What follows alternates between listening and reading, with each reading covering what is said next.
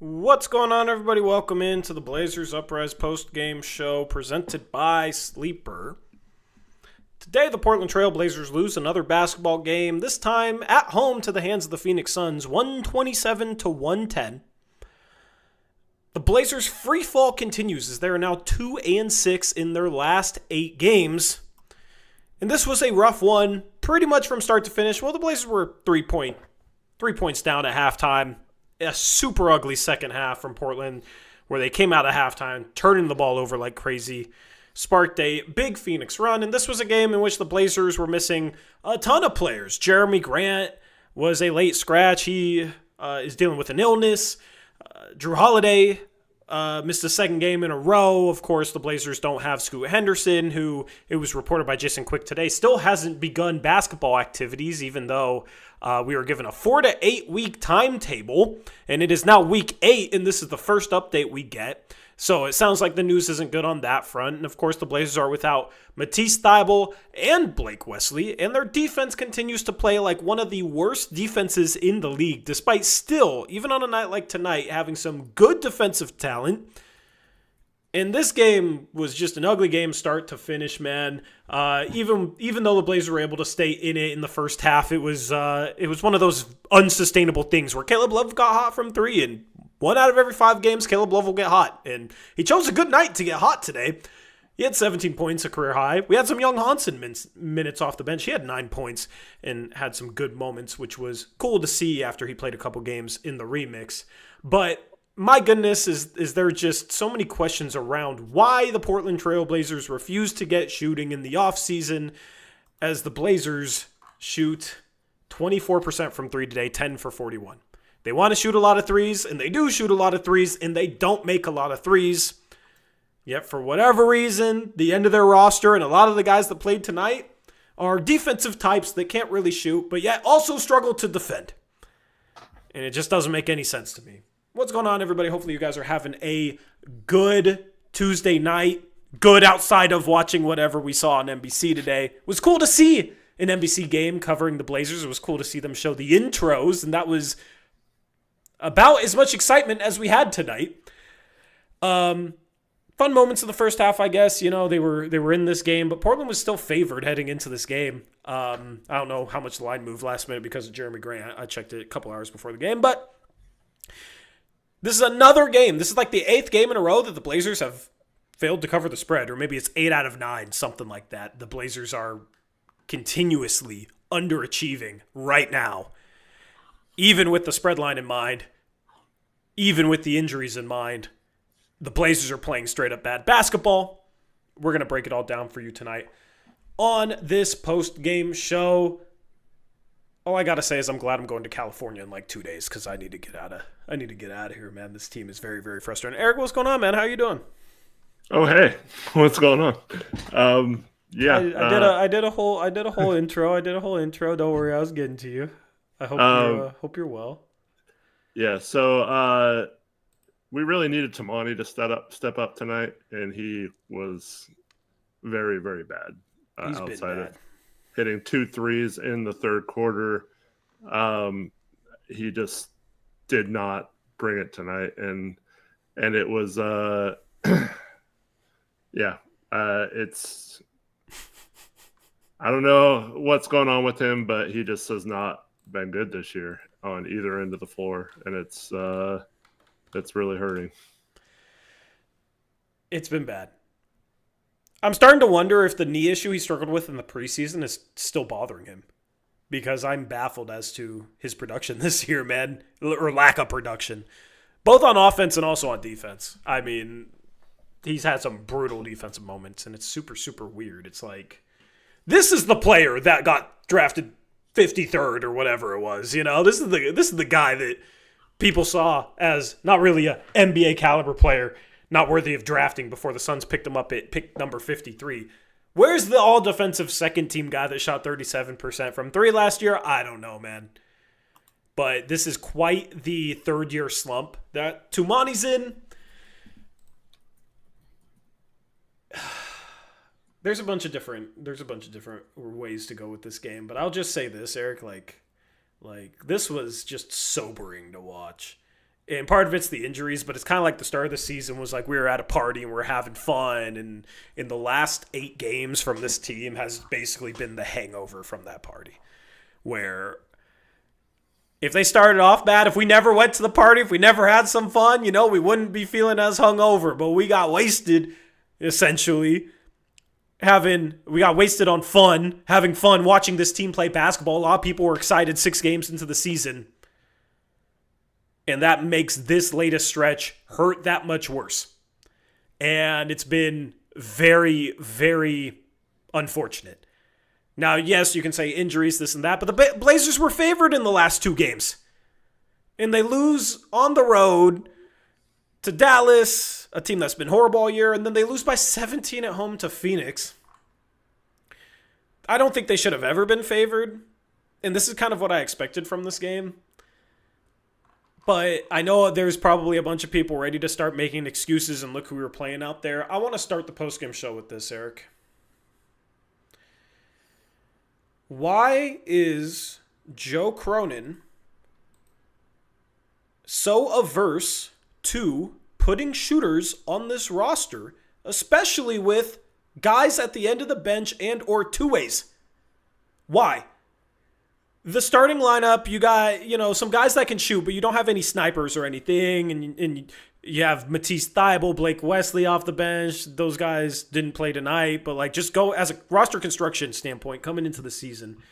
You were a bad three-point shooting team last year. They've been a bad three-point shooting team this year. Shaedon Sharpe is a below-average three-point shooter. Chris Murray can't shoot threes. You knew this going in, though. Donovan Clingan, you were hoping maybe he could knock down a few threes, but he's in the 20% range.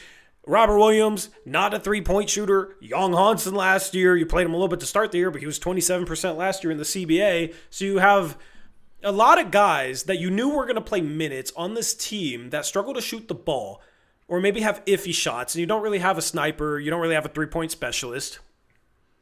Why in the world can't Joe Cronin, who a lot of people proclaim to be a genius, why can't he figure out that this roster needs shooting, number one, and then number two, why do we shoot so many threes when we don't have a roster that's good at shooting threes?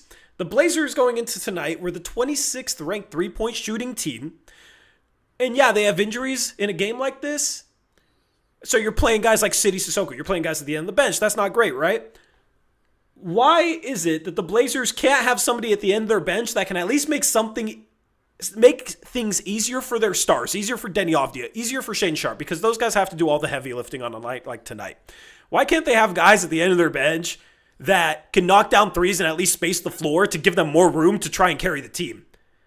Why is it a bunch of defensive types when we already have defense all across the roster? Why is it a bunch of defensive types that cannot shoot, that completely clog things up for Portland, completely makes things 10 times harder on Deni, on Sharpe, and Sharpe had a great game driving to the rim, but I just see a packed paint. I see a bunch of players out there that can't do anything offensively, can't shoot, can't throw a pass that's not to a defensive player. There are these defensive types that are raw offensively. Sidy Cissoko, Chris Murray I kind of throw into this group, right? Ryan Rupert. But yet their defense isn't even any good. They don't even come in and provide any sort of support defensively either. And it's just essentially, Chris Murray's had some good defensive moments this year, man, but he's okay. He's okay to good defensively. He's not a lockdown guy. He's not somebody you're going to put on Devin Booker and expect him to really slow down Devin Booker and fly around like that. He's solid, but Sidy Cissoko, not solid. Ryan Rupert, not impressed. Why does Portland have all these guys at the end of the roster that can't shoot when their entire rotation, their main rotation, is filled with guys that can create or play defense but can't shoot? It's really baffling to me. So on a night like tonight, who are the 3 shooters you trust? It's Jeremy Grant, it's Jrue Holiday at this point, it's Deni Avdija. There's really nobody else on this roster that I trust to make threes. And you're missing 2 of them. So the only guy that you can trust to make threes on a night like tonight is Deni Avdija, and you got Sidy Cissoko coming off the bench with Chris Murray, with Ryan Rupert. With Caleb Love, who was a 30%er last year and got hot and made some threes. But, it's so Chris Murray baffling. started, actually. Oh, he started. But you kind of get my point that I'm going with here. I really don't understand why Joe Cronin hates shooting. But yeah, his teams want to shoot a bunch of threes. There was, dozens of times in this game where Sharpe and Abdia drove into the heart of the defense. There's 3 defenders there. They kick out to a wide open shooter, and it's Chris Murray or City Sissoko, and it's like, oh man. And that's the problem, man. I don't know what Thiago could do about it. At the same time, when we made the comeback in the second quarter, it was all on getting to the rim. It was all 2-pointers. I don't even think we Caleb Love made attempted. threes. Yeah, but like I'm talking about just specifically the run in the second quarter. Like it was almost exclusively like going Denny and Sharpe getting to the basket. And I don't remember if Love's 2 3-pointers he hit when he came in were in the first quarter or the beginning of the second. But Yeah, maybe they were in the first. I'm looking right now. But for the most part, no one was shooting threes during that stretch. And they were getting to the rim. And lo and behold, they make the comeback. And they're only down 3 at halftime. And then just come out just turning the ball over every possession, seemed like, in the third quarter. And leading to some really easy fast breaks. And then he switches the rotation or the lineup up, and Robert Williams comes in and throws it right into the backcourt for an easy dunk. And man, Can we talk about that play? Sure. Because that play, I think, is a kind of a perfect example of the issue. Is like, we talk about this offense. You need guys to create for guys to move. Who the hell is going to create? It's basically like we have to get Denny the ball. Denny's being overplayed, but if Denny cuts, you have a packed paint because everybody else on the floor can't shoot, so you just have a bunch of defenders waiting for him. And Denny tries to back cut it because he's being overplayed, but Rob doesn't read it, so it was a misread on that part. But it's just like too many offensive possessions coming down to that sort of thing. Yep. And yeah, when you don't take her the ball, I know Phoenix had 17 steals at one point. What did they finish with? Phoenix had 19 steals. Portland. Hey, we were just like, oh, our game plan is to get as many steals as possible. But lately it's like, oh, let's let the other team just take the ball from us every time. 19 possessions where it ended with a steal. That's so bad. We turned over the ball 20 times, so 19 of those 20 was steals. And almost all of them were live ball ones. Yeah. And it got them playing the other way. They had 29 fast break points to our 9. Like, you got all these dudes off the bench who are like raw athletes, defensive types that are supposed to get out and run. This team can't figure out how to score on a fast break. They can't get numbers. They don't push the ball. They're stuck in freaking quicksand. They're stuck in quicksand, man. 9 fast break points. That's 2 games in a row. Might be 3 games in a row. I don't remember what it was a couple games ago, but that's at least 2 games in a row where you don't even get to 10 fast break points. So where's the fast-paced offense? Especially when you have no shooting out there. You should be running. But they can't do anything on the break. This team is broken right now, man. Like, I know they were missing guys tonight, but the identity on both sides of the floor is just broken. There's no offensive identity.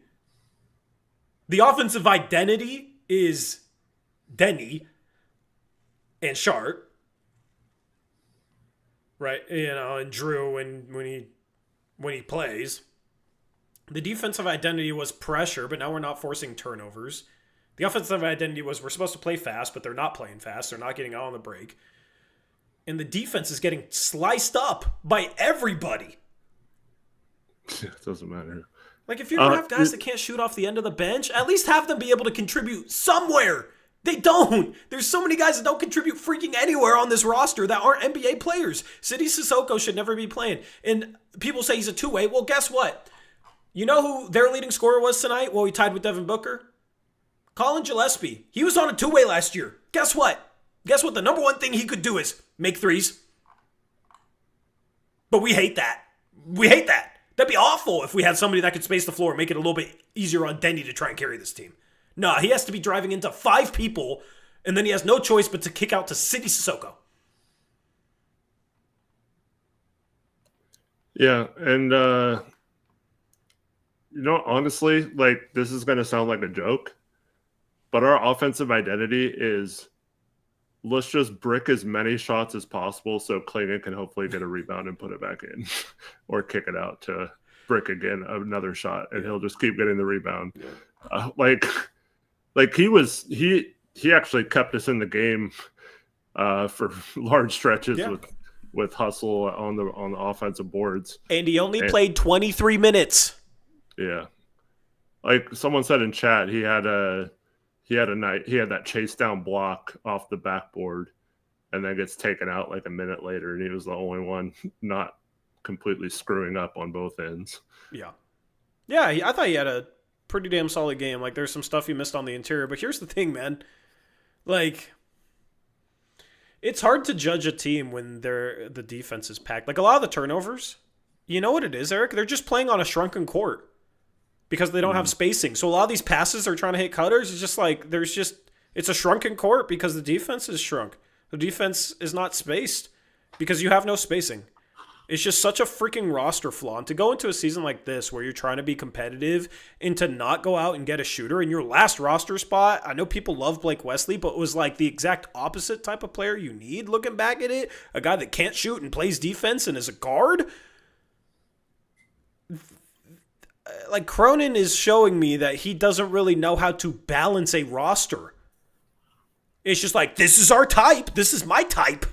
And I have a type, and I'm going to go after that type no matter what. Even if we got 12 players of that type. Can't resist my type. Like, it drives me nuts. Trying to learn says Klingon can get offensive rebounds, but defensive rebounds look like a struggle. You know why that is? Because when he's in the game, our defenders that are supposed to be elite defenders are giving up easy shots, and the other team's scoring so much that there's not really a chance for many offensive or defensive rebounds because the other teams are shooting. What did Phoenix shoot tonight? I guarantee it was 50%, right? From the field or 3? From the field. 48%. 48? Oh, wow. That's low for our opposition. They must have tanked garbage time, right? Yeah.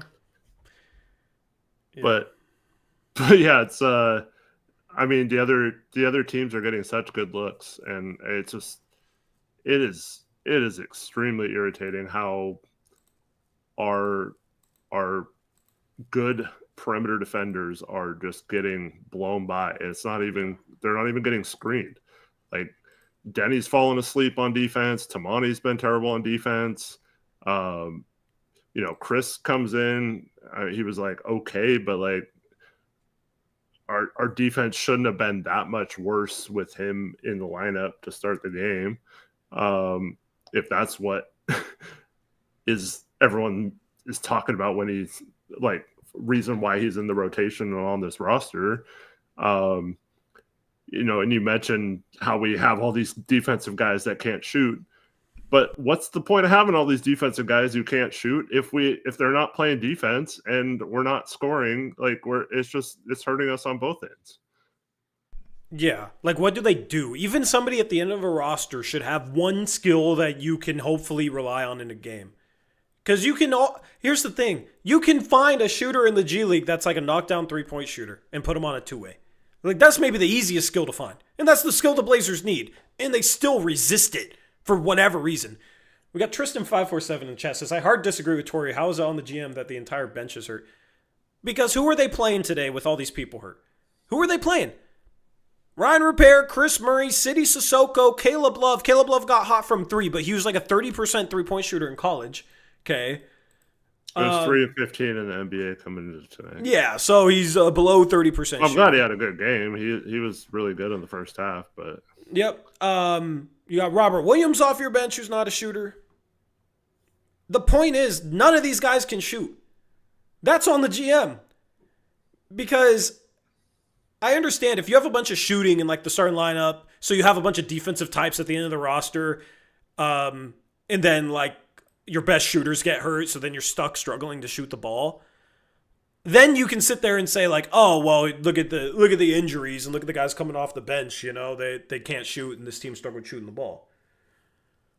The rest of the rotation already struggles to shoot the ball.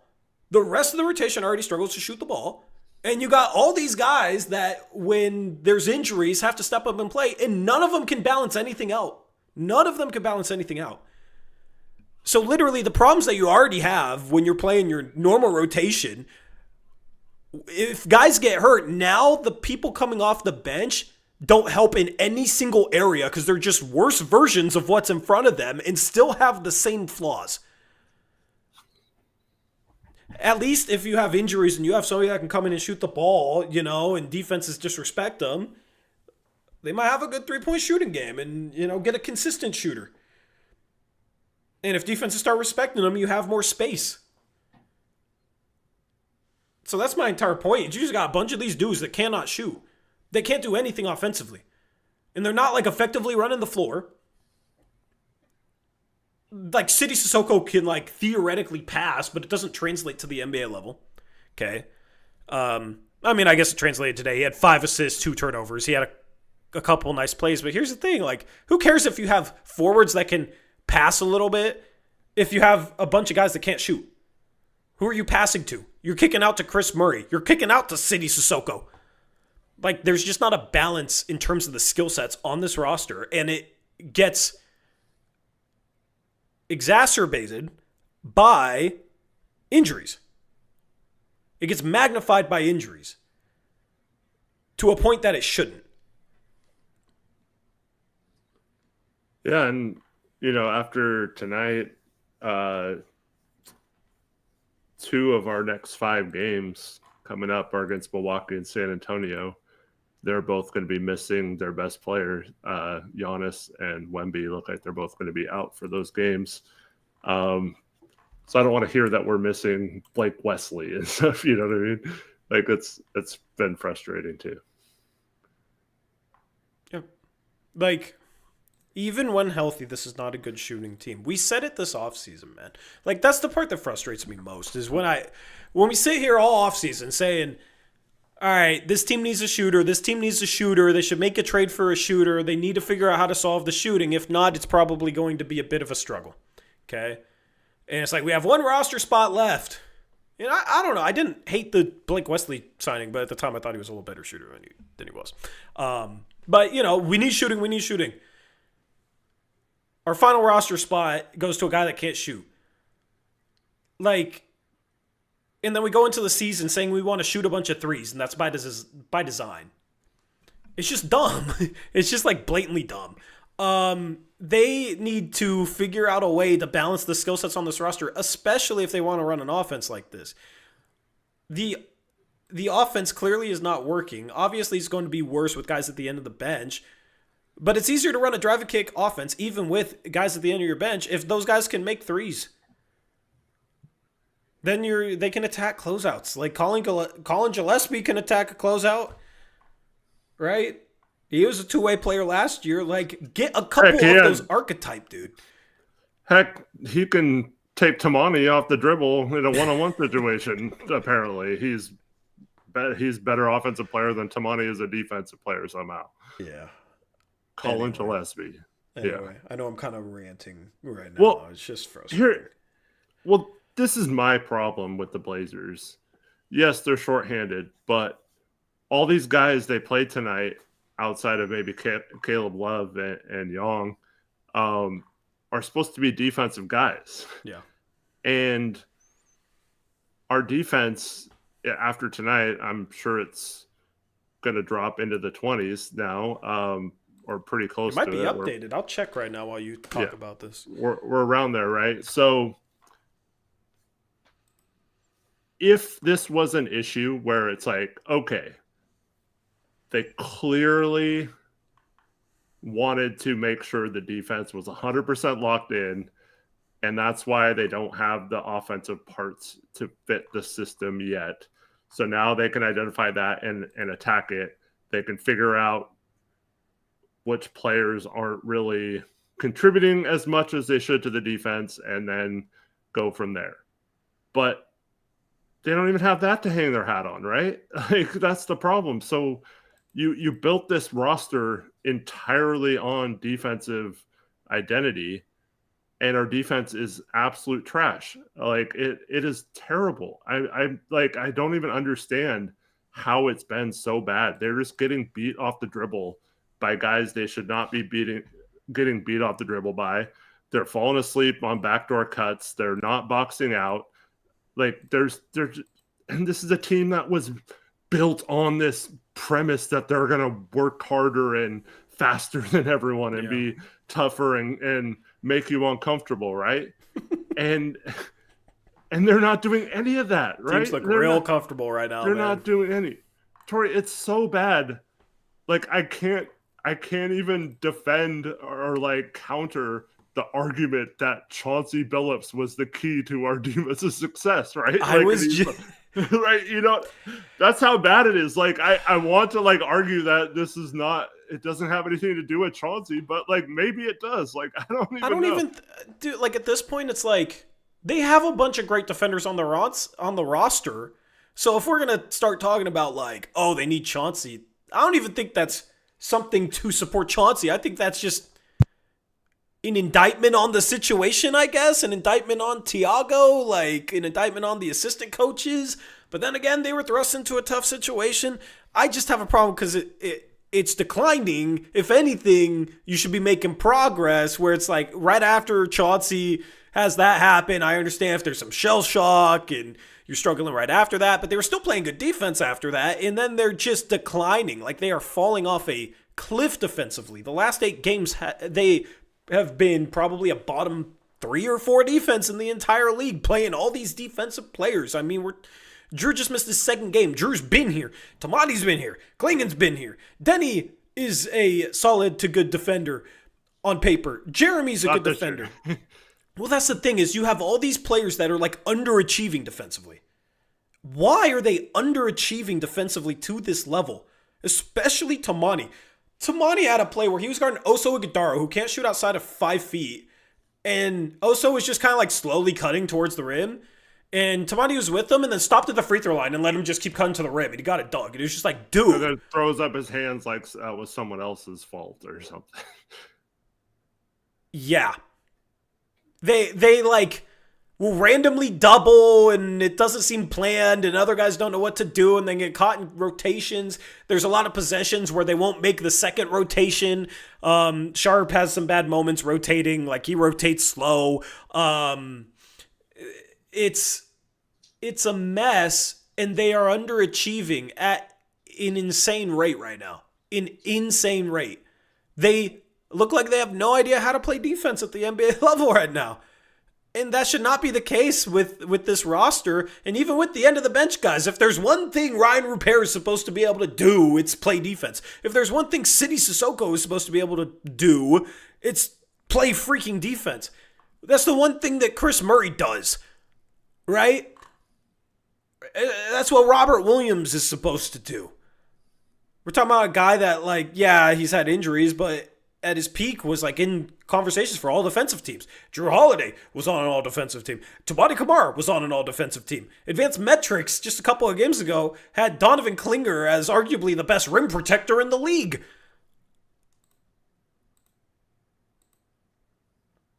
So what the hell is happening with this team?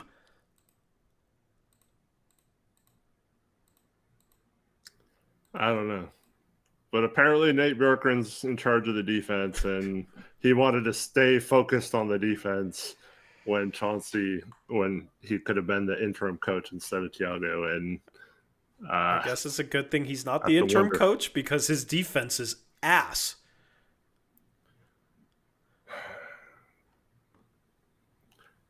Trying to learn set had a funny comment. He says, to be fair, they're making me uncomfortable watching them.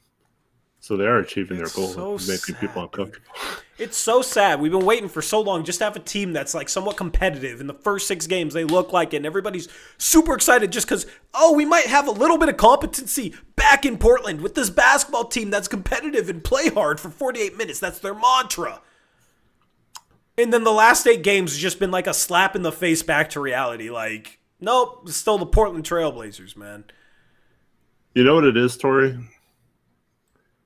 This is why no team has ever pressured as far up the court and for as much of the game as the Blazers have done like through the first part of the season. It's not sustainable. I believe they've already hit a wall, and it's not something they can't recover from if they stop playing this way, but it's not working. They're not creating turnovers anymore. They're not getting out and running, as you mentioned, but the fast break points, it's not leading to them getting easy buckets or transition baskets or beating the defense down the court. We're having to face half court defense every time down pretty much. So it's just, I know you can't just like change up your whole philosophy, but that is something I believe you can change, is to dial it back a little bit and just focus on getting back on defense and setting up your defense and not trying to do as many like gimmicky things. Just get back and try to stabilize this defense a little bit.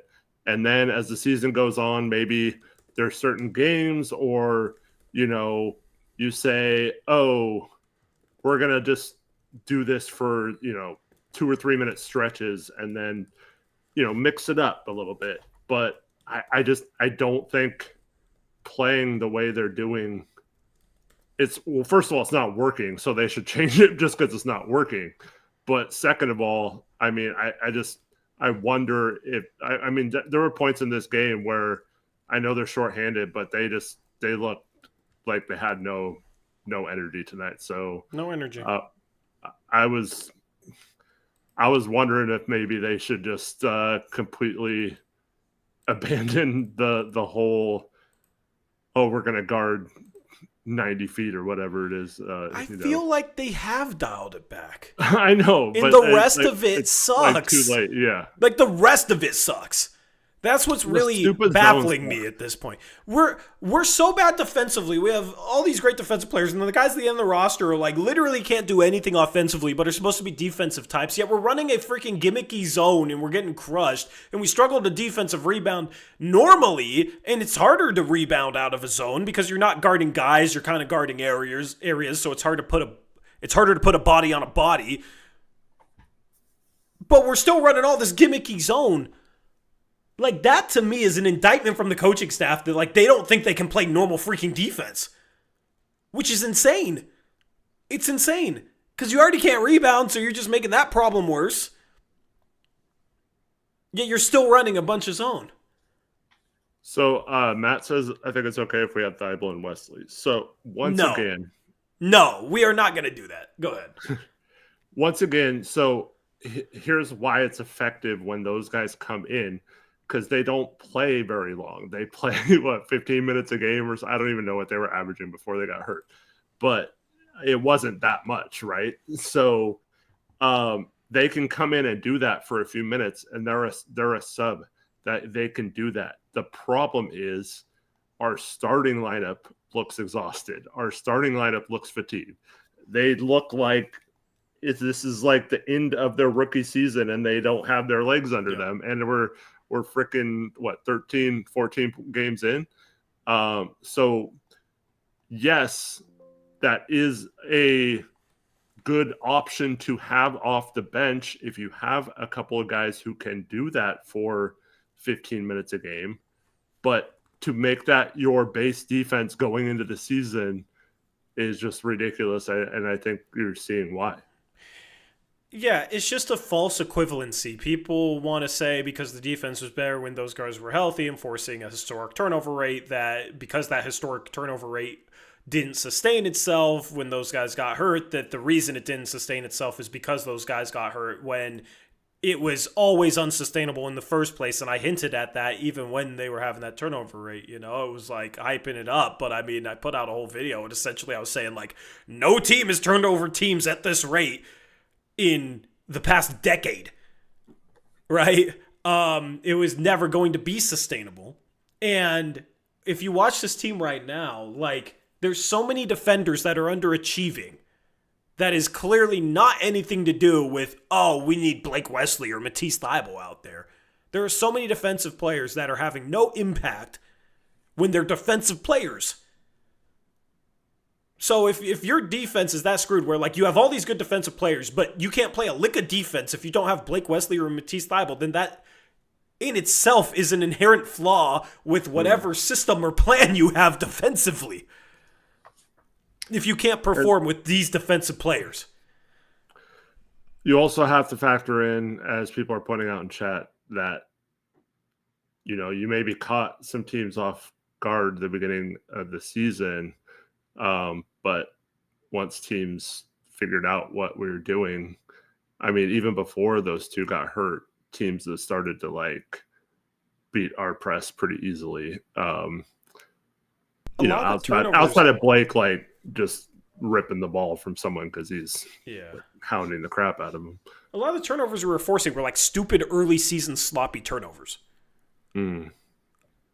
Which happens all the time at the start of seasons because it's the start of the season. Like, you're not going to force teams to just constantly, like, throw passes to your defensive players because there's pressure in the backcourt all season long. That's an early season thing when teams are still getting their feet under them. Teams are still, like, getting up to game speed and game shape.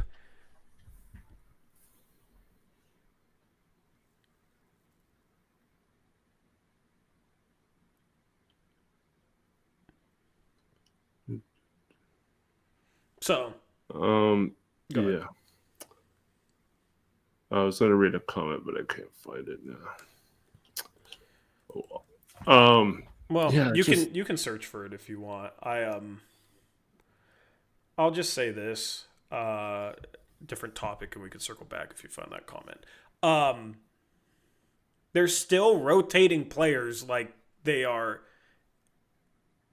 pressing 94 feet. The rotations are insane. It's too many players too fast. The minutes allocation, I think, is kind of insane. In this game, you have Uprise. You need shooting. Your one guy off the bench that can shoot is Uprise, and he plays 10 minutes. City Sissoko plays 28 minutes. Ryan Repair played 8 minutes. What did he do? I don't know. And Uprise only plays 10 minutes. He's your one guy that can shoot off the bench. But I mean, even him, man, he's a 34% shooter last year. Like, Well, he comes in and just has this ridiculously bad foul on a three-point shot. Yeah, he's literally bad everywhere else. Yeah. And that's why I guess he only played 10 minutes. But it's like, shoot, man. He's your only guy that can make threes off the bench. But he's a career 36% or counting this year, I guess. So, okay. Yeah. That sounds really good. That's freaking average. Remember my Mariners thing? That's like... God. Yeah. I was hitting 240. That's good for the Mariners. Yeah. David Yu asks, is zone just easier to execute for these end-of-bench guys like City, Repair, and Love because they don't have much experience otherwise? I actually believe it's the opposite, especially in the NBA. It's much easier to just say, hey, you're guarding this person. We're switching picks or we're not switching picks or whatever, and just play man. It's way easier to do that. The zone, because in college, you can sit in the key. Yeah, there's no 3-second call, so you can run an actual zone. In the NBA, even though there's zone defenses, like you can't just camp out in an area like you can at any other level. So City Sissoko had a 3-second call because he was trying to camp out in the paint running zone in this game. Yep. And Young doesn't want to get out of the paint at all, so you can't really run zone or he'll get a 3-second call every time. But so in my opinion, the zone it's too complicated to run effectively in the NBA. So I would just go man more often. And I feel like the zone it's too easy to, like, if you have the guys, creating the turnovers. Like this is maybe where if Thibault and Blake Wesley are in, and you have Wesley up top on the zone, hounding the ball handler, and then you have Thibault in the passing lane on one side, and maybe Tumani or someone else that's good in the passing lanes on the other side, then maybe you can do something. You got Klingon as one of the back two. Grant's a decent secondary rim protector, so you have those two on the backside, but we rarely ever set up our defense that way, and I feel like teams are just picking apart that zone.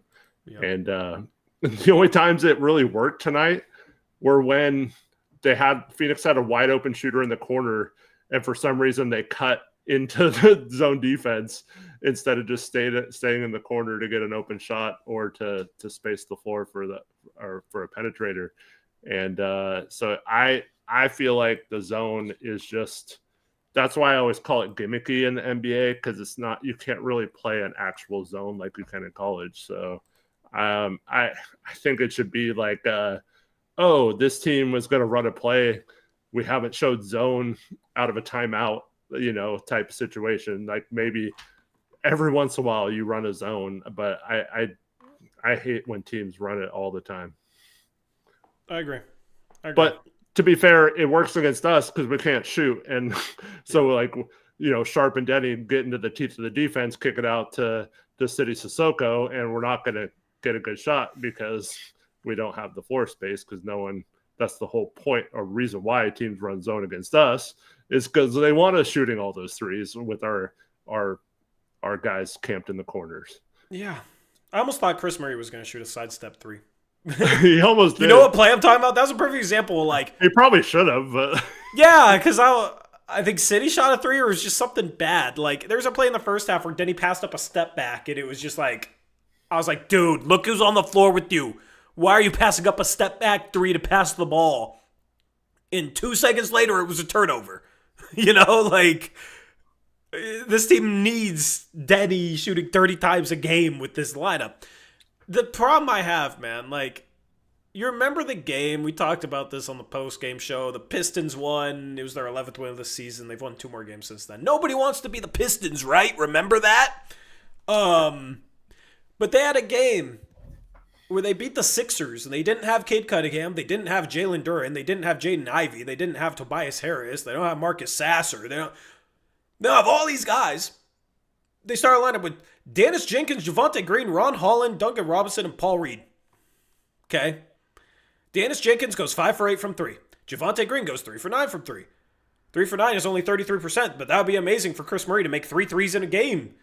Even if he shot 9 of them, 3 out of 9 would be great for him. Duncan Robinson is a sniper, 3 for 6 from 3. Off the bench, they have Karis LeVert, 3 for 4 from 3. Chaz Lanier, 2 for 6 from 3. They went 17 for 41 from 3 in that game. They shot 41%, and they were able to win a game where they're missing a bunch of players. They only gave up 105 to the Sixers. The Sixers didn't have Embiid, but they had Maxey, they had Edgecombe, they had Kelly Oubre. So you have all these shooters who somehow play defense. Meanwhile, we have no shooters that play no defense, and we're sitting here making injury excuses.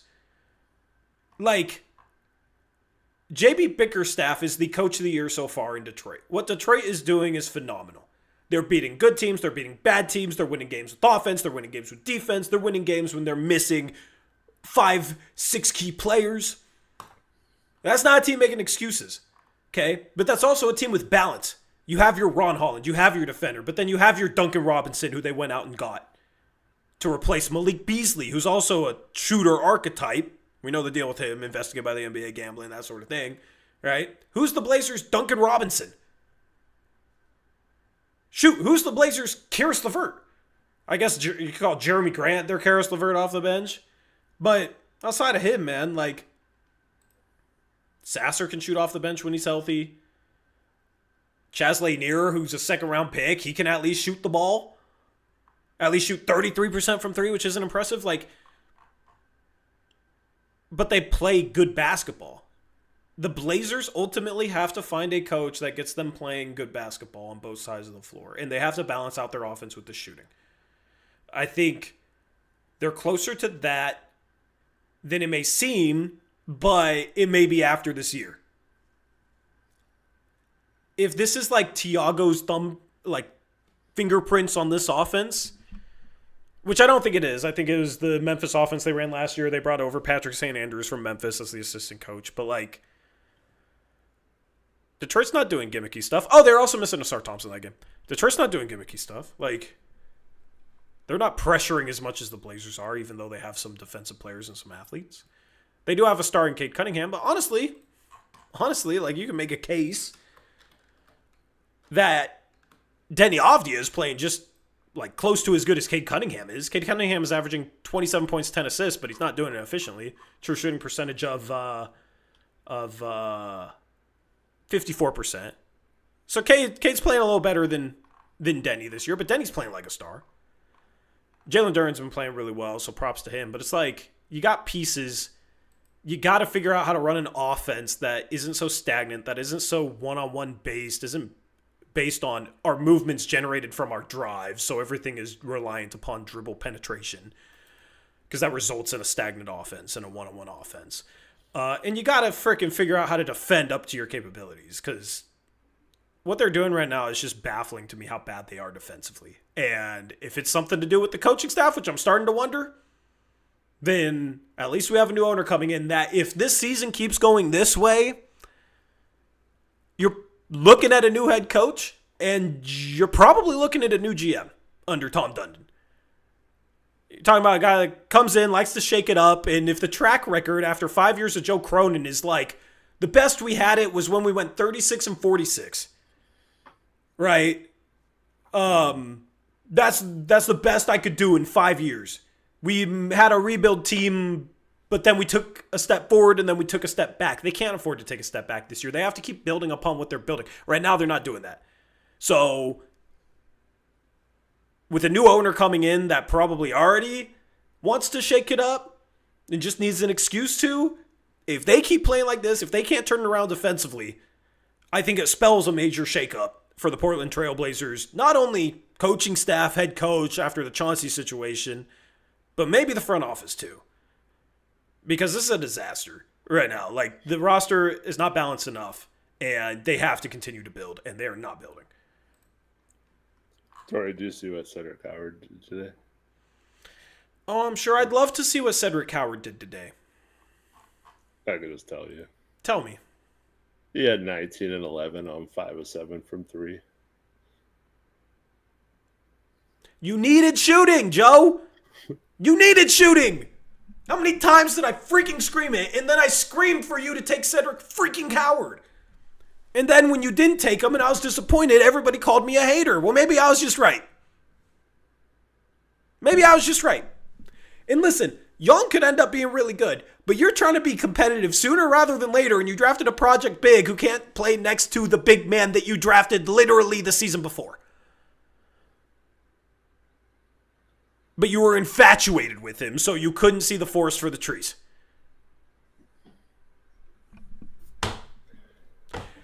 We got a comment in chat. Tori, is Denny the only good move from our front office?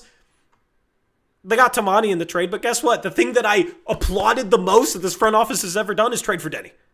The second thing that I've applauded most that this front office has ever done is get Tumani in the Dame trade before anybody knew Tumani. I don't want to sit here and just say, like, I've been right about a lot of shit, but I feel like I've been right about a lot of stuff.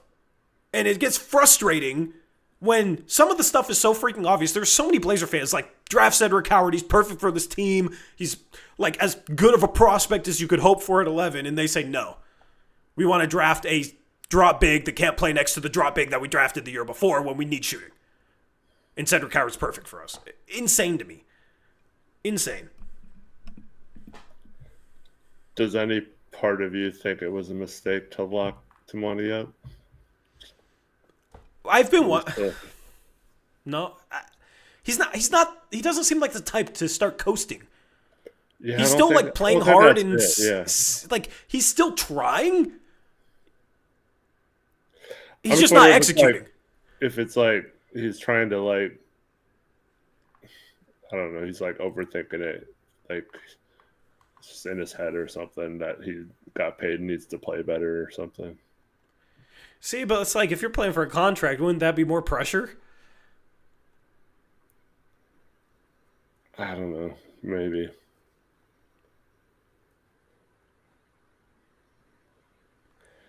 Do you have any? Do you have any? I know we get this question a lot, and it's more of a generic answer from us. But do you have any one in mind um, that you think Portland should go after, considering some of the names that are out there right now? Who are some of the names that are out For coaches? Oh, sorry. for a coach? For a coach. Yeah. Like once. I mean, obviously, I think they're going to ride out the season with what they have. But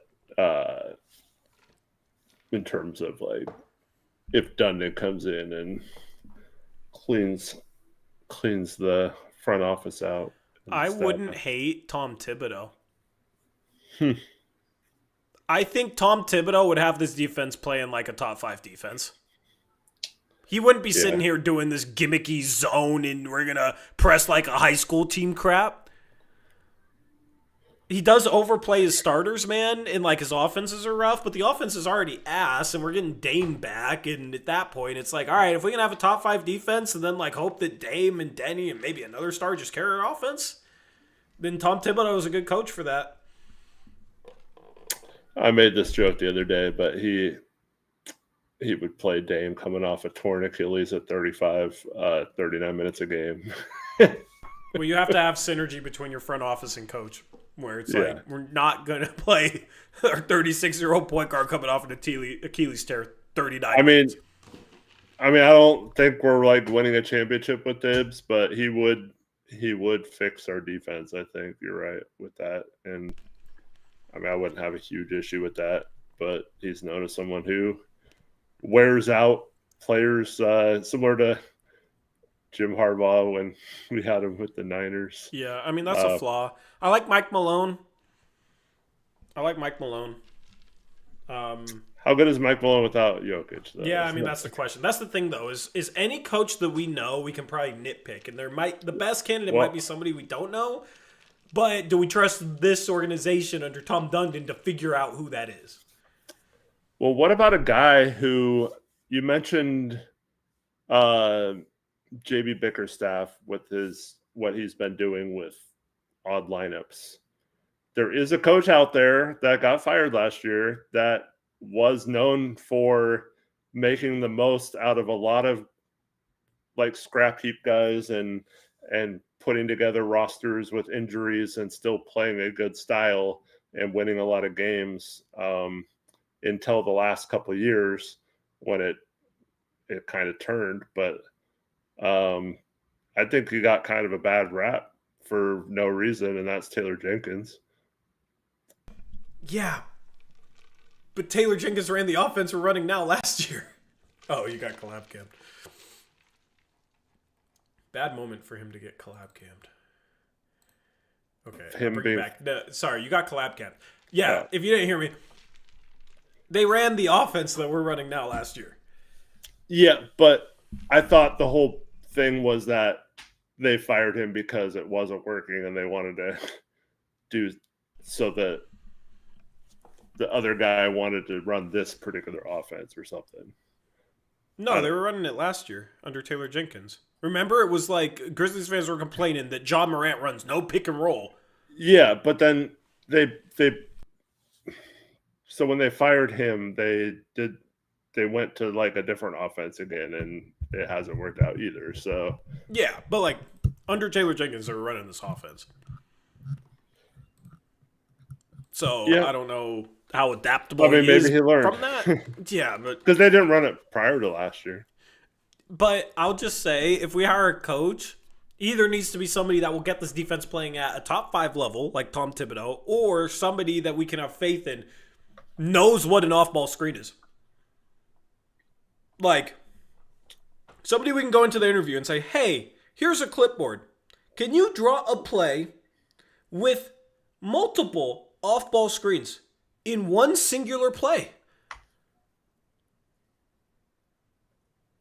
Do you know what a stagger screen is? Do you know what split action is? Which, like, all these coaches know what it is, but it's just like, don't want to run it. Don't. For whatever reason, here in Portland, we don't utilize it. We don't set screens off the freaking ball as part of our action. And we do in sets, and we did in previous years in like sets, but it wasn't really anything productive. It was like guy coming to the ball all the time.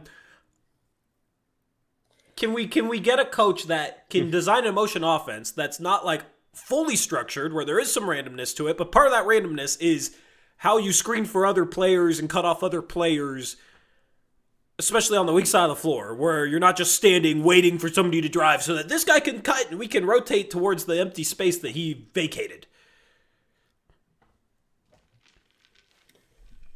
So Greg says what I thought happened, and that's that Jenkins was opposed to switching, like doing this offense, and that's why they fired him, because they wanted to run this offense that their current coach had, and they were butting heads with it.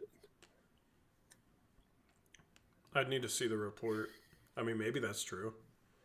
Trevin says Grizzlies offense was 6 with Jenkins last year. But they have guys that can shoot and create advantages. Like, and attack. Right? Jaren Jackson Jr., Desmond Bain, John Morant. It's a lot better for this offense. Like, Jalen Wells did well at that. I think Ja missed a lot last year, didn't he? Yeah, but here's the thing, Eric. Like, this offense, I'm wondering if the league has figured it out. Like, it was kind of new what Memphis was doing last year. I'm kind of wondering if it's not so new anymore. Because when I watched a video breaking down what Memphis was doing, I was like, I've never seen this before. This is interesting. And now I see Portland trying to do the same thing, and it's like you're seeing the flaws in the system, especially for this roster. Well, we don't have the personnel to run it effectively. Yeah, but I just hate an offense where everything is shots. I hate an offense where everything is dependent upon somebody with the ball, like turning the corner on a drive. You know what the most frustrating thing to me over the last 14 years? Do you know who did have a good motion offense? Steve Kerr. No, Terry Stotts. And then he completely abandoned it once Dame started. Yeah. Like, he just, for some reason, he just went in I'm just going to spam pick and roll the entire game. Yep. And it got, everyone was just standing around. It turned into, and that's why, I got frustrated with Stotts and wanted him gone, is because, he, sometimes coaches just,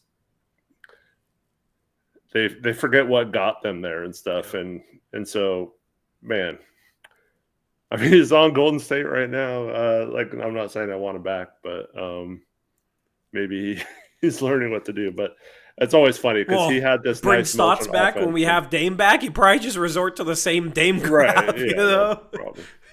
Yeah. Yeah, I mean, maybe he's learning stuff on Golden State. I don't know, man, but there has to be somebody out there that's not. Well, I think we should look at So, I forget the guy's name, but I was thinking about this during the NCAA tournament last year. What coaches have good offensive systems? What teams are scoring a lot of points and I was looking at teams that aren't, because obviously the Dukes or whoever who get the players that are better than everyone else, it's not necessarily means that they're good at coaching offenses. So I was looking at smaller schools that are playing with the big boys because they have good offenses or whatever. And one team that I was really focused on because I really liked one of their players in the draft, but Drake and Bennett Sturts, and that coach is now at Iowa, right? That's where he went, him and Bennett Sturts, right? I think they're at Iowa. You're muted. I forget. Yeah, I think you did. But then during one of the tournament games, he was like, I heard some interview that he doesn't have like an offensive system. It's just like freelance. And then I was like, okay, now I'm confused. Like, what's going on? Like he just like they just run so much like freelance in practice that they're all good at it or whatever. And so and then so I kept thinking like what coach does have a good offensive system, and it's hard to find one, but like maybe you just try to find one that Mark Few. I mean, I don't think he's leaving. No, he's not. Just to answer, there's a question if he would in chat. I don't think so. But yeah, I watch Gonzaga run their offense, and it's just like blissful, man. It's bliss for me watching the stuff that they do offensively. And then I come and watch the NBA Portland Trail Blazers, and it's just like, dude, what the hell am I watching? It's insane the step down the system is, which college system is going to be a little bit more structured anyway. I get that. You have a little longer shot clock, but dude, I wish some of the stuff that Mark Few does with his offense, like we could find a coach to do some similar stuff. But you know what's interesting? Well, first I want to ask this. If we never hired Tiago Splitter, wouldn't he be a guy that we'd be looking at as like maybe he'd be a good coach? Yeah, I don't know if a lot of people, like, let's just say he was still in Europe. I don't know if a lot of people would even know about him coaching. Yeah, but like if we brought up his name, you know, so that's the tough thing. But what's interesting, I'm looking at the top 9 offensive rated teams in adjusted offensive rating. And I feel like the head coach of each team is somebody that I'd put in like my top 12 head coaches. Like if I blindly had to pick my top 12 head coaches, I'd probably say all the names of the people in the top 9 adjusted offensive rating. And we're talking about like some teams that aren't particularly like the best this year. Like there's some good teams, like Detroit's not in the top 9. Golden State's not in the top 9. Miami's not in the top 9. So I'd probably say like those 3 coaches. But then these other 9, it's just like all guys that I like head coaching wise, right? We got, well, I guess the one that I still don't really have an opinion on is Denver has David Adelman, but like they have Jokic. So that's just a cheat code anyway. So they kind of don't count, right? But then after this, all right, Houston with Ime Udoka. New York with Mike Brown. We've always liked Mike Brown. We've always talked about Mike Brown as somebody that we thought would be interesting. Right? So. Yeah, it kind of fell off with Sacramento. But Sacramento's a joke. Yeah, we'll see how he does with New York. But yeah. They're the third best offense right now. Before we hired Chauncey, that was one of the guys we talked about as an okay retread hire.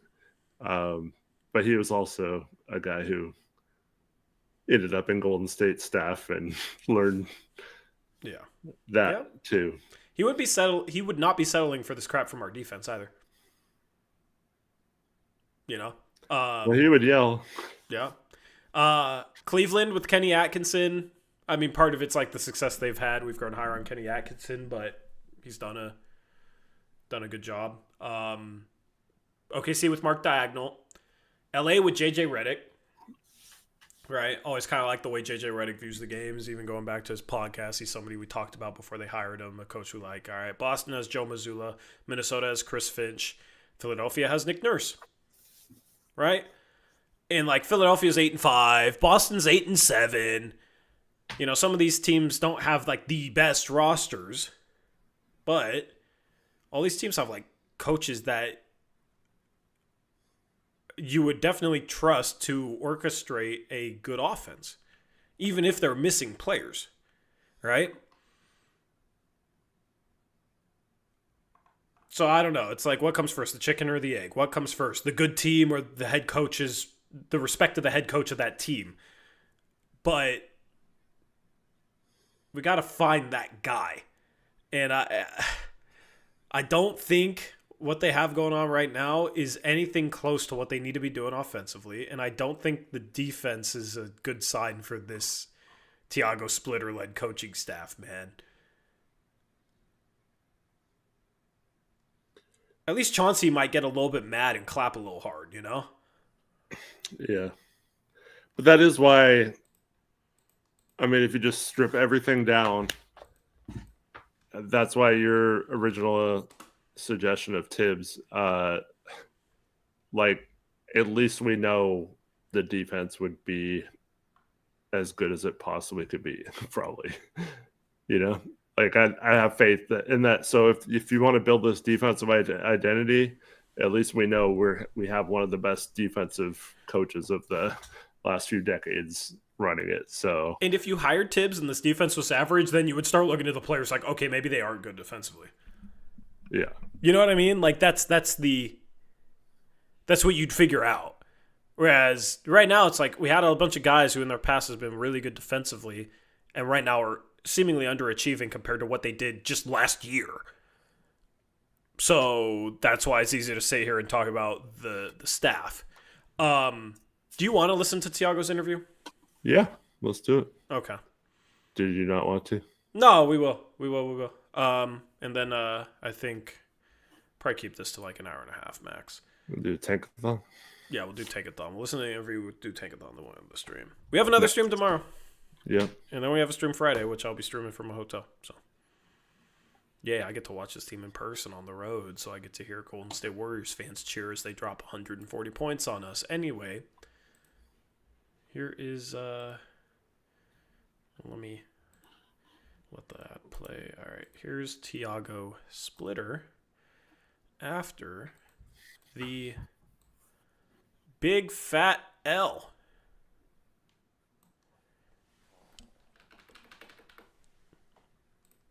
What's frustrating for you about that loss?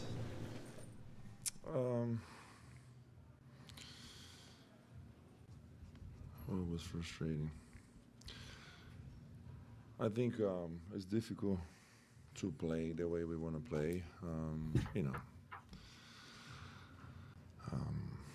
We don't have the energy to play fast how we want, so we getting slower and slower.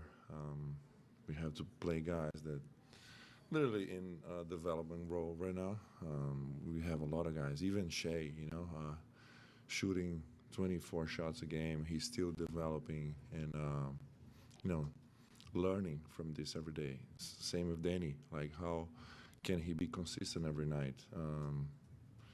And you go with the least, Caleb Love getting 32 minutes. And so all of those guys, they learning. This is a problem. I got to stop that right there real quick. So that's the excuse that everybody's in a developmental role, even Denny and Shea. We could talk about that in a bit, but okay, I do not like that. I'll play the rest though. Tori, wait a second. Yeah. Oh, Caleb Love plays 32 minutes. You played him 32 minutes! Oh my god, dude, I can't read that. Okay. I just had to get that out. Is Duop Wraith in a developmental role? Because if you didn't want to play so many guys in a developmental role, then you probably should have played Duop Wraith more. I mean, Caleb Love playing 30. He scored the ball well today, so I don't even really like that as an excuse. I just don't. I mean, he didn't have a ton of options today. The way he said it made it sound like oh, I wasn't the one in charge of playing this guy 32 minutes. And what about? He didn't have a ton of options. I would buy that. I would buy that, Tori, if we had not seen City Sissoko all year. We had not seen Caleb Love in games where we had pretty much everyone healthy earlier in the season. Like, this guy is playing those guys even with healthier rosters. I mean, he stopped playing Caleb Love, though. So, he wasn't to play Caleb Love right now. He wasn't dressed some games, but he's been playing them when he's been active. Not when they had Drew and he stopped playing them, and now they're more injured. So I kind of get that he has to who's he going to give more minutes to? It's going to be an end of the roster or a developmental guy, unless it's Duop Wraith, I guess. which he should have got more minutes. I just feel like he's making excuses. Well, I don't like sitting here saying, like, yeah, we just had to play developmental guys. I mean, even Denny Avdia's still a developmental guy, essentially, even though he's an all-star this year. Like, they're still learning. Every player is always capable of learning something. So what are we doing? I do not like that. I think that's silly. Anyway, we're a minute in. We got like 3.5 minutes left to go. Let's hear what else he has to say. Process, and it's going to be like this for some games now, where we got to understand what's going on. So it's frustrating. It's frustrating, but we got to also look at the other side, like how they getting better at it. You guys just kind of run out of gas in the third quarter. Third quarter seemed like it was kind of the backbreaker. Yeah, I think it was maybe more emotional than lags type of thing. They got a couple of runs there on us. We didn't have a response, and kind of like gave up. With so many people sidelined and somehow short-handed, is that going to change the way team plays, or is it going to change any plan for the game? Well, we have different players. We're probably going to play different.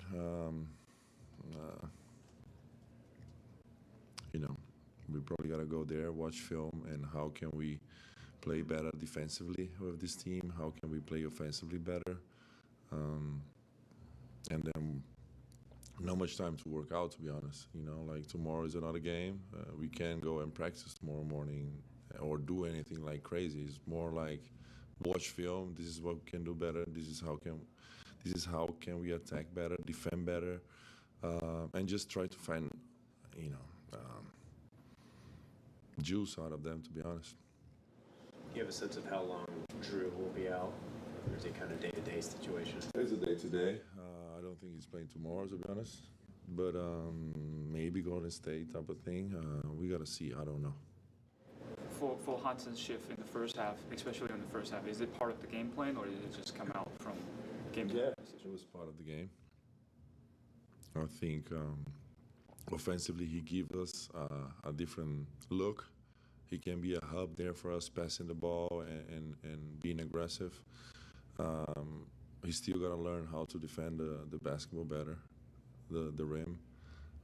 But yeah, like him, he got to get better, and he will. Do you see anything different between the G League practice that he got in and out? I think those games help him with confidence. I see him, talking to teammates more and being more vocal in the locker room. I think that helps. Tomorrow's the first back-to-back that you guys have had since Rob has been cleared to play. Are you going to be able to use him on back-to-backs? The team in the past has been pretty cautious about that. Yeah, we'll see. I'll see how easy. He didn't play many minutes tonight, so he might play. We'll see.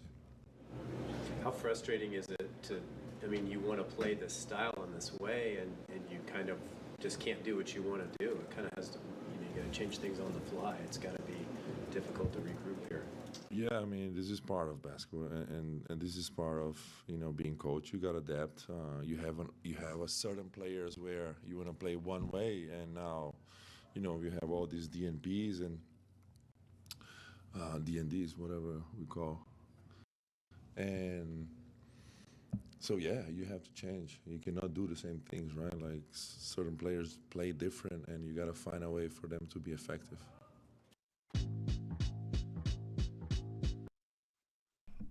Let me mute the ad. You got to play different ways because you got these DMPs, but yet the guys that you have at the end of your roster are just worse versions of the guys you have ahead of them, but yet you have to play a different style, essentially. Huh? So your identity defensively is like, we're going to press full court and we're going to be a good defensive team. We're going to force turnovers. But because you're playing with City Sissoko, like Ryan Repair, these are guys that really the only thing that they fit is that style. Yeah. But yeah, no, you got. You don't want him playing half court. He said they gave up. He said they gave up. I don't know if you did you hear him say that, Eric? Because it was kind of quick. No, I heard him say it. Donnie asked, does he talk this low key to the players? He sounds more sedated than Chauncey. Man. So you guys know I've been trying to be patient. I've been trying to be like, okay, this guy was put in a very tough situation. I think part of his job right now is just trying to keep this locker room together with everything that happened. I mean, it couldn't have been an easy situation for anyone to be thrust into. But I listened to what he just said, and that screams assistant coach to me, not guy in charge type of thing. Like some people just don't have what it takes to be the main guy in charge, and you have to learn. You have to learn. And he was thrust into this situation unexpectedly without any time to prepare, and has never really been he's never been a head coach of the NBA. So yeah, I agree. Well, that's what I'm saying. Like I'm trying to give him some leeway there, but to me that I don't want to say clueless, but it seemed like someone who is very much searching for answers and doesn't have any. And just has to resort to saying that he doesn't have many options right now. And that's tough. But I mean, Chauncey would say the same thing. Yeah. Chauncey would say the same exact type of thing. So, he said they gave up, though. He said it was emotional. They kind of got let down, and they essentially let it avalanche with the turnovers and stuff. And to me, it's like, man, it's your job to things start going bad, start of the second half. I think he did call a quick timeout. It's your job to find a way to get the team to figure things out, not keep turning over the ball, not give up, rally back after a bad start to the half when they were only down 3 to start the half. Right? That's your job as the head coach. So they just gave up. That's where it's all right, maybe Chauncey would have gotten these guys to rally back. But I also think all the problems that kind of lead to this stuff would still be problems under Chauncey Billups. I mean, didn't we have horrible third quarters? Yeah. Long time under Chauncey, so. Yeah. So I mean, what are they doing? Knitting quilts at halftime or something? Why did they come out with such low energy? They come out of the starter games with low energy. They don't start halves they're not prepared to play basketball coming out of halves. To start the game and coming out of halftime. For whatever reason, they are not prepared at all. Especially at the start of third quarters, it seems. We were talking about how this team was a horrible net rating team in the first quarter, but we're the best net rating team in the second quarter. Well, the second quarter was more of the aberration than the first quarter. And this team doesn't come out prepared to play. And I think some of that, I guess you put on the coach, but players got to come out ready to go, dude. Who's the leader on this team? Tumani was supposedly taking more of a leadership role going into this season, right? Especially on the defensive end. But he's underachieving more than anybody else defensively on this roster. And he himself seems like he's in a funk where he's probably not being as vocal in the locker room with the way that he's playing right now, if I had to guess. Okay? You got Denny is and Jeremy Grant called the players only meeting, so I guess Jeremy Grant is also a leader. But it's just not Jeremy doesn't start. There's these stretches where nobody sets the tone at the start of halves. And it seems like guys are scared to shoot, and guys don't know where to pass, guys don't know what to do on offense, and then they turn over the ball, and then they hang their heads, and then they turn over the ball again, and the ball finds its way to Tumani, and he misses a three, and then he's not feeling good, he's losing confidence in his shot, and then Or he jab steps 5 times and then drives baseline and throws a turnover every freaking time. Yeah, something like that, and then you give up a bucket, and then they try and press, and they beat the press, and they get another easy shot, and then, you know, they foul, and then they get in the penalty with 7 minutes left in the quarter because they foul so much, stupid fouls, and then the other team's parading to the free throw line. You know what I mean? Like, it's just this wave that is self-induced. But to me, that's the coach's job to hone that all in and like make sure you try to limit those. Yeah. Times. So, you know what? Like, I don't want Nate Bjorkgren to slide on this because this is supposed to be his defense, and I feel almost like he maybe didn't take the interim job to like skirt some of these excuses or like having to get the blame, you know, and you know, like he can still, because he did not prior to this, for those that don't know, he was the coach of the Pacers for 1 season. He was an assistant in Toronto, and then was basically like booted from the team because like everyone hated him. And just caused some locker room issues. And then it didn't really seem like he was going to get a shot to coach again in terms of like head coaching experience. So maybe this was him being like, oh, you know what? If I take this job and I don't do well, it's going to look really bad for me ever getting another coaching job. That might be my last chance. So maybe if I just stay as the assistant and keep out of the like having to do these press conferences and stuff like that, then maybe I could still parlay this into another job someday. Yeah, that's an interesting thought. That's possible. But I feel like I want to know why his defenses are not working very well. I mean, as the assistant, how accountable can he hold guys? Also, it's like, shoot, is Thiago even the one in charge of substitutions? Like, what assistant coaches retained what powers when they put Thiago in place of Chauncey? Or, like, what assistant coaches maybe got certain power?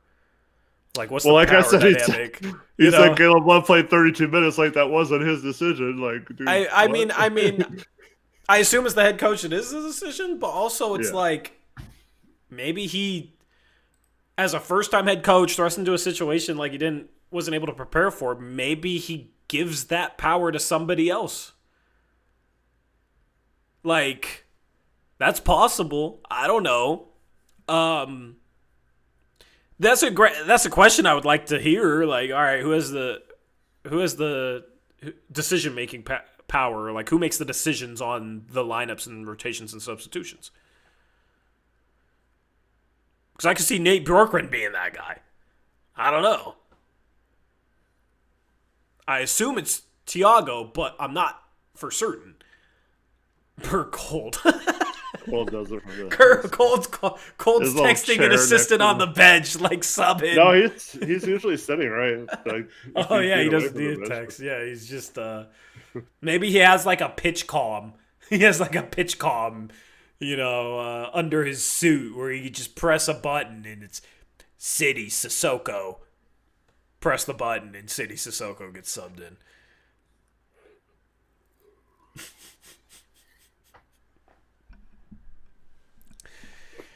Oh, man. What was I going to say? I forgot. Oh. I miss Scoop, man. I miss Scoop, bro. Like, yeah, and so I mean, we kind of talked about it a little bit, but Jason Quick had a report he said this was directly talking to Scoot, that he hasn't even been cleared to run yet, or hasn't begun doing any sort of basketball activities. That's not good. They said Yeah. 4 to 8 weeks, and it's 8 weeks, and it's going to be another one of those Blazer things. Yeah. You know, Yeah, there's GP 2 weeks, and now there's Scoot 8 weeks. Hopefully it's not another 8 weeks, because I miss him. But, yeah, I quote tweeted that and said, I concur. You concur. Yeah. This is like my way of like woes or Shams tweets out a trade, and I'll be like, you know, I can confirm that this trade is correct and is indeed happening. I can confirm with my source that this trade is actually happening as reported by Shams. Like, okay. So I don't think your Thanksgiving thing looks good. Well, That's listen, 9 days from now. target dates aren't necessarily return dates. I mean, they listed, plausible deniability. They listed 4 to 8 weeks, so that's not looking too good. So the Blazers themselves have no sources. Do you remember? I forgot exactly what he said, but Cronin said something about. He said 4 to 8 weeks, and then he was like, but then it's usually more like 4 to 10 weeks, and then sometimes it's 12 weeks or something like that. I think it was on media day. Yeah. Like, then why did you say 4 to 8 weeks? Hamstrings are tricky too. Like, Yeah. there might not No, be. I know. There's a chance he's not back till January. Mm-hmm.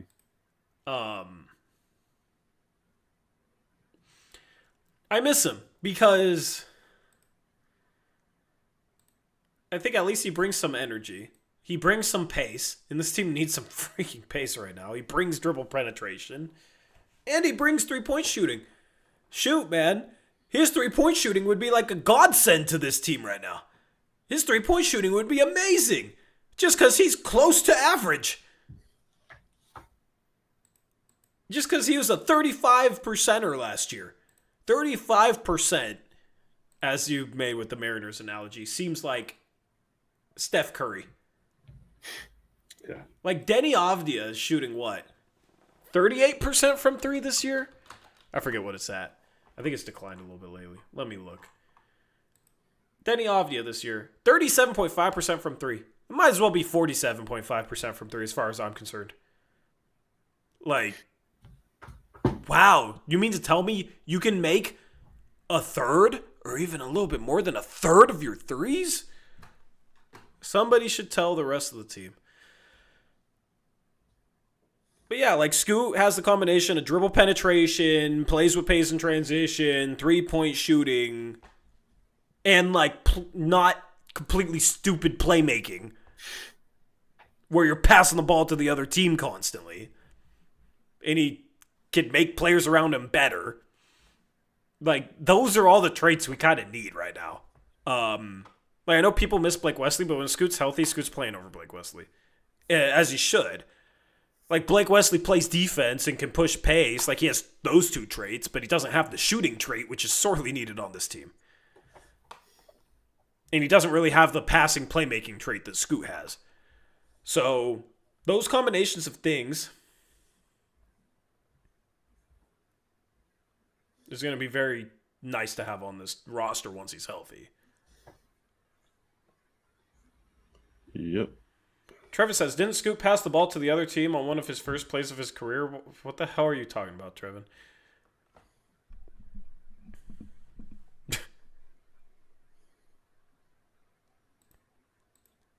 You're trolling me somehow, I assume. I assume that's a joke that I don't understand. Anyway. Trevin always posts these statements with, like, no context that I don't understand. And I'm just assuming this is a reference to something because Trevin remembers literally everything and I can't keep up with it.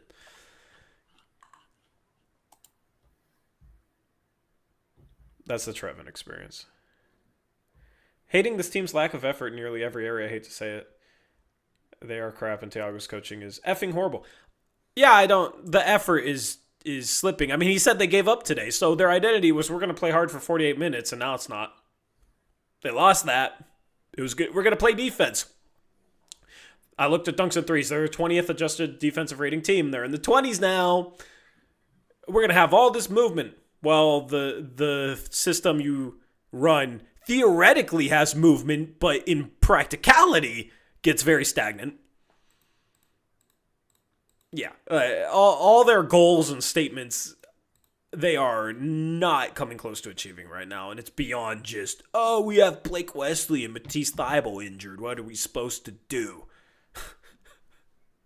How can we beat the Lakers when they're missing LeBron and Luka and Austin Reeves because we don't have Blake Wesley and Matisse Thybulle?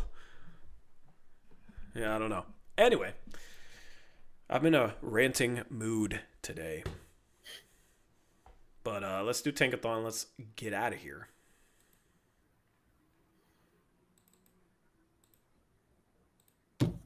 We're still only 11th, but we are back with the Tankathon Sims. Didn't you miss them? I sure missed them. The Blazers 11th.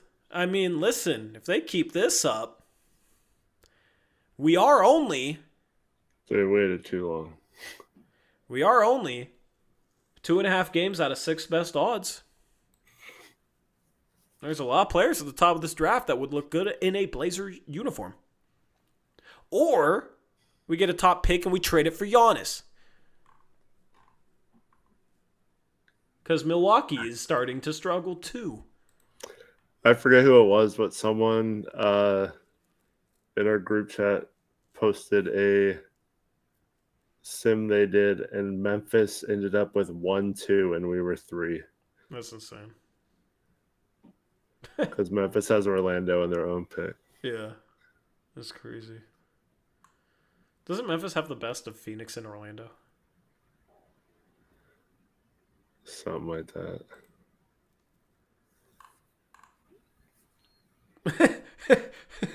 This is the pick that has the... Yeah, you remember this pick that has like the insane protections? Yeah. Yeah. I like that. Don't even write them out. Just say complex conditions. Yeah. Those might be the most complex set of protections. That's what you should start doing. I know. Yeah. In the mock-off season, complex conditions. If you can't explain the protections to me, then you can't trade the pick. That'd be a nice little challenge for people. All right, let's simulate the lottery. Let's scroll up from the bottom. We are so back. The Portland Trail Blazers are back and better than ever. At 14, Boston. At 13, Memphis via Orlando. At 12 is Milwaukee. And at 11 is the OKC Thunder. We are so back! Let's go! We are so back! At 10. I can't believe 14 games that we're excited about moving. I know. Let's go, man. The thing is, it's not just about capturing the flag. There's 3 prospects that are flag level. So now we have a 75% chance at one of them. Hell yeah. Even 4th is good, but... Well, is Caleb Wilson your 4th? Right now, I think he might be. I don't know. See, I feel like the top 3 are like bust-proof, though, and we need somebody bust-proof after we took Scoot, and he was supposed to be generational. Now it's like, obviously, not really. Looking like he's going to be generational. So... give me a top 3 pick, man. And no OKC top 3 pick either. Like that. Dallas is at 9. I don't know who the hell moved up. I don't know these slots at all. But somebody moved up. I think it's probably an East team. Charlotte, maybe? 8 is Memphis. 7 is Sacramento. 6 is Washington. Moving down 4 spots. So, yeah, one of them is Charlotte. And 5 is... Indiana. So we got New Orleans, Charlotte, Portland, and Brooklyn. Look at me. At 4 is your Portland Trailblazers. Wow, it's a 3 top prospect draft. I'll take any one of the 3. 4th. Maybe someone takes one. Oh, yeah. At 3 is Charlotte. At 2 is Atlanta. Oh, I said New Orleans. What am I talking about? It's Atlanta. And at 1 is Brooklyn. Could you imagine if we trade that pick? We'd be sitting here with 2 and 4. Be pretty sweet. Yeah, that'd be pretty sweet. I agree. Who do they have it for? Caleb Wilson. Nate Ament was getting some love, but I don't trust that he'll stay a top 5 prospect. Or even a top 6 prospect. He's somebody that I have doubts about how his game translates compared to other guys. All right, because we're going to be having to nitpick these guys because they're all going to be great college players or look like great college players. Kareem Lopez is fun, man. But did you see in ESPN's mock draft for us where we were picking 12th? Yeah. Did you see who they had? Yep. Yep. I did, Tori. They had my guy. And it was like, man, this year, could we actually draft my guy this time? No. He's going to be so good, dude. He was such an obvious, late second steal, man. If I was a GM, I would have been like, please enter. We really want to draft you at 45, and we'll give you a full guaranteed contract. And he would be ours. We would have him and Cedric Coward right now if I was GM. Could you imagine that? He's starting to rise into lottery projections in a loaded draft. And I had to convince him to enter the draft. Now, we would have had Cedric Coward, and it would have been the greatest draft haul ever. Maybe I would have convinced Thomas Houck. Anyway. I feel like I'm on a heater scouting-wise. Or at least last year with, the prospects, even the ones that withdrew. I feel like last year I did particularly well. I'm pretty happy. So. Anyway, that's Tankathon.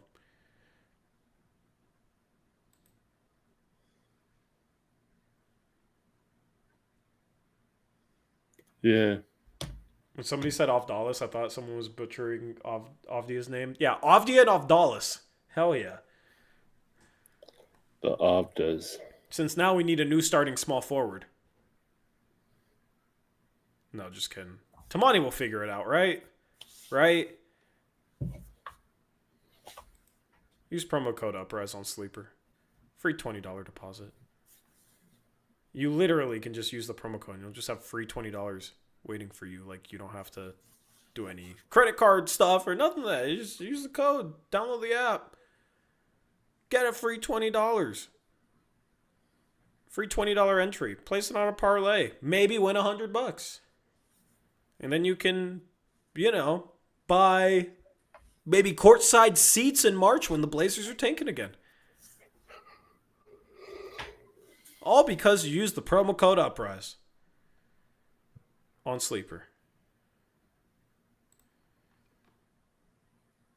If Darren Peterson becomes a Blazer, are y'all having a drunk stream? Sure. I guess, yeah. I mean, I don't know, man. I'll be drunk off We'll excitement. do some celebrating. I'll be very excited.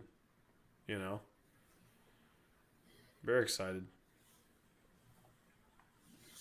God, we need an offense. We need more offensive players, bro. We just need more offensive talent. It's sad that I'm sitting here looking at, you say it, Denise Jenkins? Is that how you say his name? In Detroit. And I'm like, damn, it'd be cool if we had him. Another two-way guy that can do some things offensively, and now he's looking really good. City Sissoko will never be that guy. I'm sorry. I am sorry, but he will never be that guy. Javante Cook will never be that guy. Caleb Love wasn't that guy in college. He was an inefficient chucker that would get hot once in a while. And guess what? He's going to continue to be that guy in the NBA, it seems. And he got hot today. Shout out to him. But, yeah. It was good to see Young play some solid minutes. That was cool. Shea, we didn't even talk about players. We'll talk about we'll do this super quick. But Shea had such a Shea game. Such a Shea game. 29 points in 30 minutes. 12 for 24 from the field. So efficient. 5 for 7 from the free throw line. All right. 0 for 6 from behind the three-point line. Maybe he'll never learn how to shoot and it'll be okay. I don't know. But that was kind of my takeaway watching it. It was like, man, some of the finishes he had, the and one with his left hand, the little mid-range and one, it was just like impressive, tough shot making, which I talked about. I want to see him start to hit tough shots more consistently.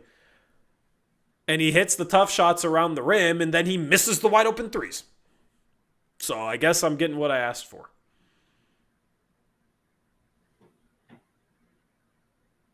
Yeah, I thought he did a good job attacking when he did.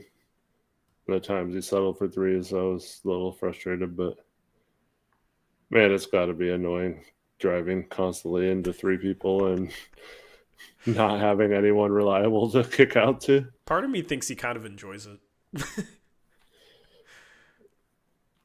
Like, if there's somebody that enjoys driving into three people and finding a way to, like, explode and contort and finish, it's Shaedon Sharpe. I think he's fine when he's making baskets, when he's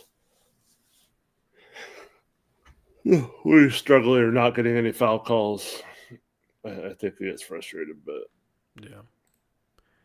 I mean, he's now averaging over 22 points per game. So that's cool. Yes. We wondered, are we going to have a 20-point per game scorer this year? Yeah, we're going to have a 26-point per game scorer and a 23-point per game scorer. And the offense is still going to suck. That was not really on my bingo card. And also, they're going to be doing this, like, not playing particularly close to 30 minutes per game. Well, Deddy's playing 34 minutes per game. But Sharpe's playing, like, what, 30? So far this season? Yeah. Anyway. I don't even know it's that. Yeah. Yeah. So, I mean, here's the dude, like, he, with his ability to get up so many shots, if he could just make threes, because part of being an elite scorer is, like, being able to shoot efficiently with as much volume as possible. Like, the combination of both. And he's efficient inside the arc, efficient mid-range. Like, if he could just freaking figure out the three-point shooting, he's a star scorer, probably. Shoot, he could maybe average 30 a game if he wanted to. With, like, 2 or 3 assists, but per 36, he's averaging 28 right now. Like, he's capable of getting up a ton of shots. And he's efficient on 2 of the 3 levels. For the most part. Like, last year, he was efficient mid-range shooter. I don't know what the splits are this year. He hasn't shot as many. But, like, just the three-point shooting, man.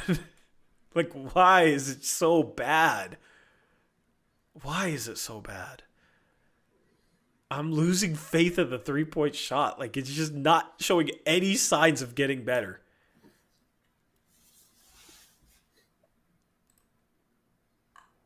Which, like, he's playing better, but it's just not really the three. Like, he had a couple games where he shot the three-point ball well. And you remember I had that conversation. He dropped 31 and then 35 against New Orleans, and he was 3 for 5 from 3. Oh, that's Christmas music playing. He was 3 for 5 from 3, then 2 for 7 from 3, and I had that conversation about the consistency of play. Well, like, his production has remained consistent, but the three-point shooting since then, he is 4 for 19. He went 1 for 5, 3 for 9, 0 for 6. On the month, I think this is before this game. I don't think this is counting this game. He was shooting 28% from 3. So, like, that's consistently been bad. But he's attacking even more and he's finishing well, and I like that. And I just wish he could shoot. How much do you think he just needs to rebuild his shot from the ground up? Like, he needs to get in the gym with, like, a shot trainer, I don't know who, and just, like, some things could be the same, like rhythm, maybe set point, whatever, but just, like, really rework things. Yeah, I don't know. I mean, just having more arc on his shot, I think, would help a little bit, but I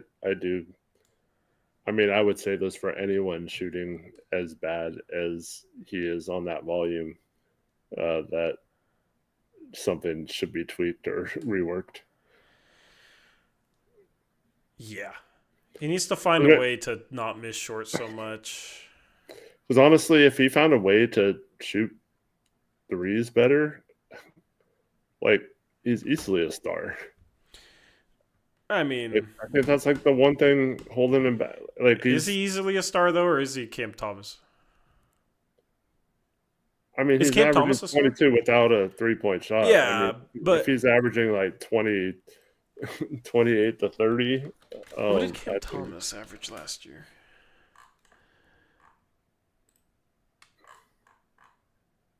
Oh, he only averaged 24. For some reason, I was thinking it was more. Yeah. Yeah. But I mean, I don't know if that's ever going to be the case at this point. I think it's just the separator from like true stardom is the 3-point shooting and then being a little bit more of a creator for others. I have a little bit more faith in being a little bit more of a creator for others in the 3-point shot getting to that point right now, which is insane. That's like the thing he had his rookie season. So his shot looks different from his rookie year to now too. I don't even know what it is, but it just visually looks different. Something about it. Cam Thomas can't get downhill though. Yeah, but he can make threes. So it's different, but is it the same? I don't know. If you morphed Cam Thomas with Shaedon Sharpe, that would be like a 40-point per game score.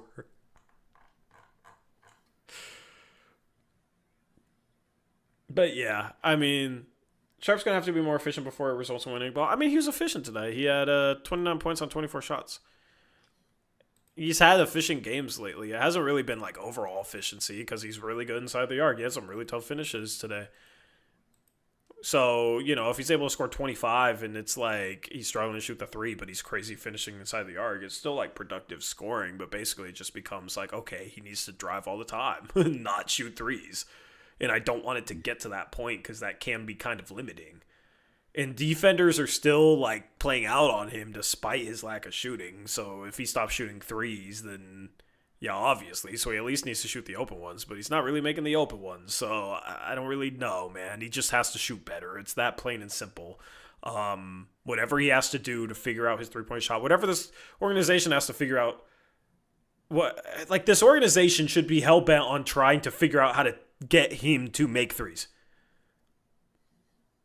Like, that should be so important for this organization, and they should be, like, trying to hire the best shooting coach they possibly can to work with Sharpe year-round, before games, after games, whatever the hell it needs to be.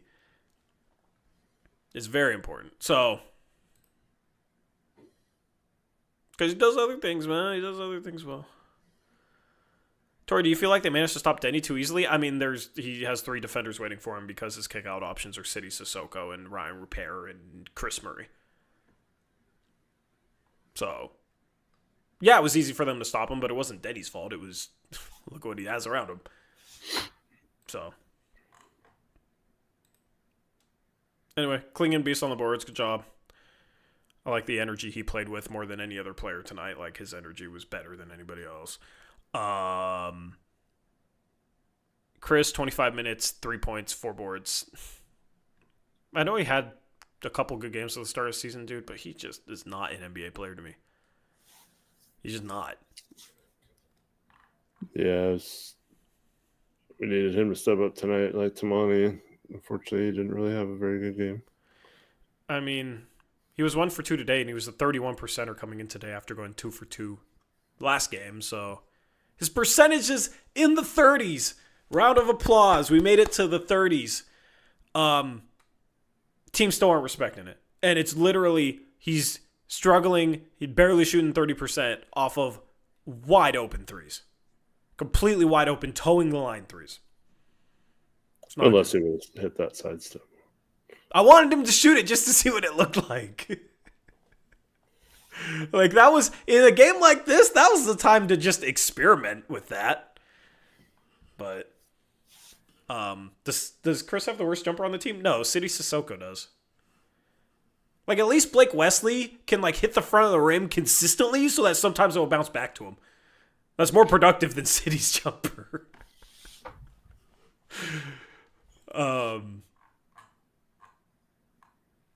And City made a 3 tonight, so I don't know. Once in a blue moon. But, dude, I'm tired of watching shooters shoot where I'm like, damn, if I was getting completely wide open threes, like once in a blue moon, I could probably hit one too. Like, it's so bad. So bad. We're going to do it all again tomorrow. Yep, Blazers take on the Bulls. Drew's probably not playing or is not going to play tomorrow. No, I said we need to go 2-1 in the stretch. Well, we're 0-2 and probably going to be 0-3.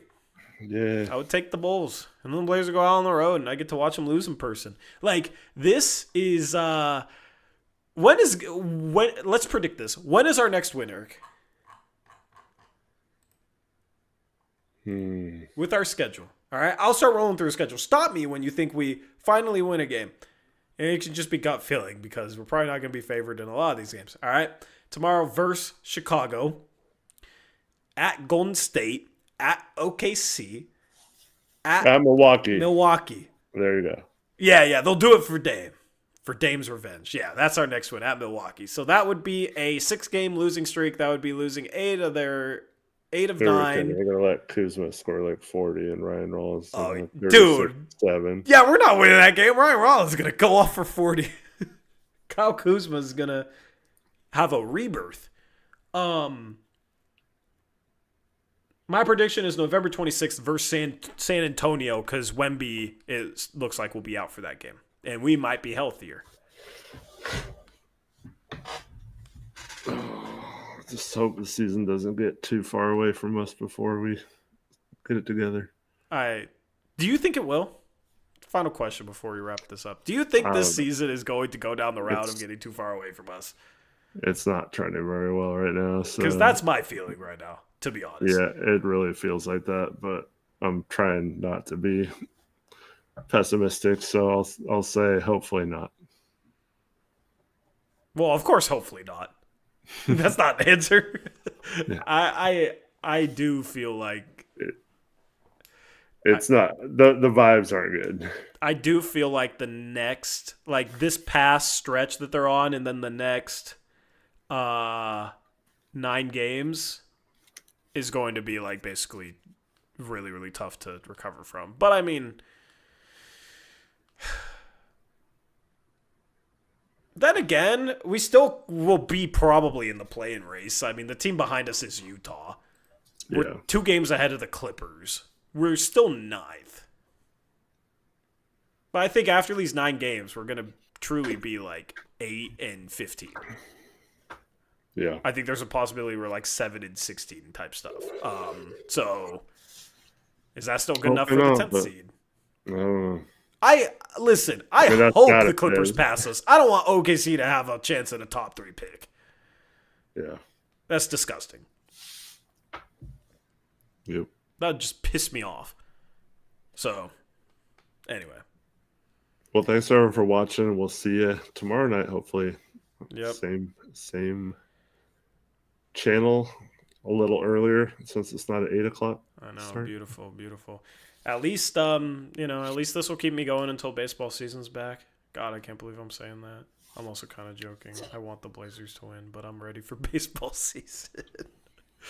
I'll just say I would run through a wall for Josh Naylor.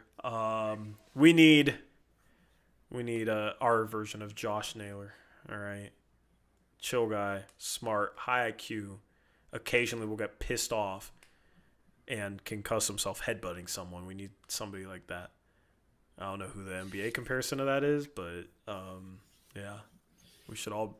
This game made me want to headbutt the wall. So, anyway, appreciate all of you. Shout out Sleeper. Use code Uprise. Helps out the channel, and we need it. We need it. This team is floundering. They've lost 6 of 8. They can't play defense anymore. Don't know what happened. They just magically can't play defense anymore. And of course they can't stay healthy, but like that's always kind of the case. So that's nothing new. But the offense is new, and it's just as bad, if not worse, than whatever the hell we were doing last year when we were three-man weaving every time down the floor. So that's where we're at right now. We'll see if they can bounce back tomorrow against the Bulls. We'll have an earlier stream because that's a little earlier game. Shout out to the NBC production, though. It was cool to see their production. I like the games that they've been producing, so at least we had that today. Anyway, Blazers lose. They suck again.